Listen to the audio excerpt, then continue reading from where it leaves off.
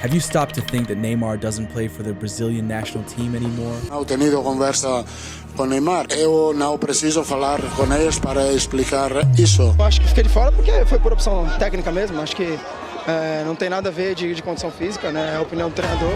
The all-time top scorer for Brazil, the brightest name of an entire generation. Simply sidelined, left in the shadows. In this video, we will dissect layer by layer the 4 real and painful reasons that led to the most shocking rejection in modern Brazilian football. The first reason is the most obvious, but also the most ruthless, the physical issue. The body that was once a machine of dribbles and goals is now a gilded cage. It's no longer a question of if he will get injured, but when and for how long. Let's look at the numbers, because numbers don't lie. Since 2020, Neymar has accumulated 936 days out due to injury. That's 18 different injuries that kept him from 146 matches. Pause to digest that. 146 missed games. This is no longer bad luck. It's a pattern. He has become the ultimate high-risk investment, and Ancelotti, a calculating strategist, does not build the future of the national team on a cracked foundation. While youngsters like Estevão, Vini Jr., and Juan Pedro explode on the field, showing explosive physical vigor, Neymar seems to be fighting a losing battle against his own body.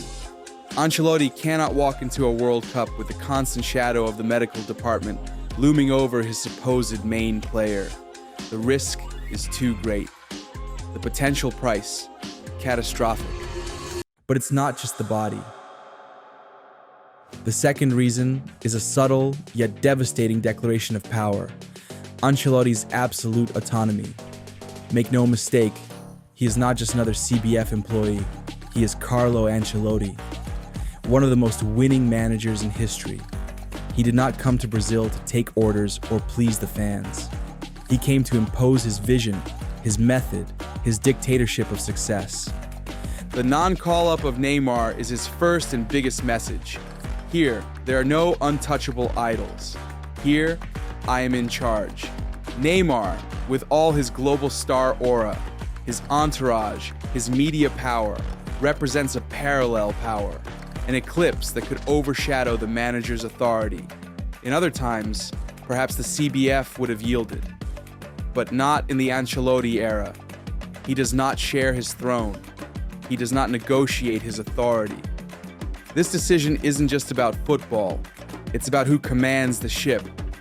And Ancelotti made it clear that it is him, and only him, who holds the helm. Third reason, performance, current form. The cruel question Ancelotti must have asked himself is, does Neymar deserve the shirt today, based on what he is doing on the field? And the answer, based on the naked and raw reality of the pitches, is a resounding no. Let's go back to the numbers.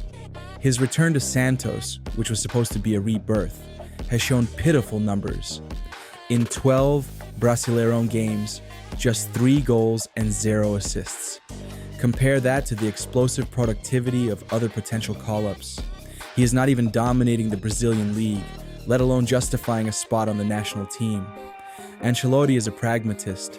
He doesn't call up based on the name on the back of the shirt. He calls up based on the football shown on the field.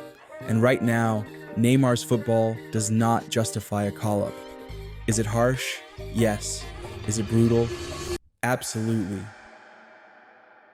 And we arrive at the most controversial, the most subjective, and perhaps the most decisive reason, the behavioral factor, the lifestyle, the Neymar persona, the parties, the controversies, the headlines off the pitch. Ancelotti isn't just assembling a team, he is building a culture of work, discipline, and absolute professionalism. He wants soldiers, men focused 24/7 on the sole objective of winning. He doesn't want celebrities, he doesn't want shadows, he doesn't want distractions. And in Ancelotti's view, and that of many within football, Neymar has become a walking distraction. His mere presence shifts the focus from the collective to the individual. It generates headlines, gossip, endless debates. Ancelotti wants a cohesive locker room, a collective mindset, and he sees in Neymar a potentially disruptive element to that harmony. In a project so ambitious and high risk, no stone can be out of place. No ego can be bigger than the group. So, is this really the end? The final farewell to the famous yellow jersey? History suggests not. Football is dynamic. But one thing is certain, Neymar's return will not be simple. It will not be a right. It will be a conquest. He will need to do much more than just play well. He will need to prove, with actions and not words, that his body can withstand the war, that his mind is 100% focused on the collective, that his football is indisputably better than all other options. He will need to bow to the Ancelotti project, a cold, calculated, and ruthless project. What if none of this is what it seems? What if behind all these technical reasons there is a master plan, a move of pure marketing and strategy? What if Carlo Ancelotti, the strategic genius, is just protecting his biggest idol, keeping Neymar out now to avoid new injuries, to keep him hungry for the game, and then, on the eve of the World Cup, drop the bombshell that would shake the world. Neymar is back. It would be the most dramatic call-up in football history, a perfect narrative, the fallen hero returning for glory. Is it risky? Brutally. But is it genius? Potentially. But whether it's a plan or not, one question remains, a question that goes far beyond Neymar or Ancelotti. The whole of Brazil is cheering. But I ask you, what are you cheering for? For the return of superstar Neymar, or for the return of our national team, no matter who wins? This is the big question Ancelotti has asked us. He is willing to be the villain now to be the hero later. He is betting big that we, the fans, can learn to love the whole more than a single star. It is the most high-stakes gamble a coach has ever made. So do you trust him? Do you buy into this project blindly, without your biggest idol? Or do you think a genius like Neymar is simply irreplaceable and deserves his spot, no matter the cost, no matter the moment, no matter what? The whole of Brazil watches this drama with a mix of nostalgia and apprehension. The football world looks on, fascinated. This is not just a non-call-up. It is the end of an era and the beginning of another. A clear message that no one, not even a genius, is bigger than the team.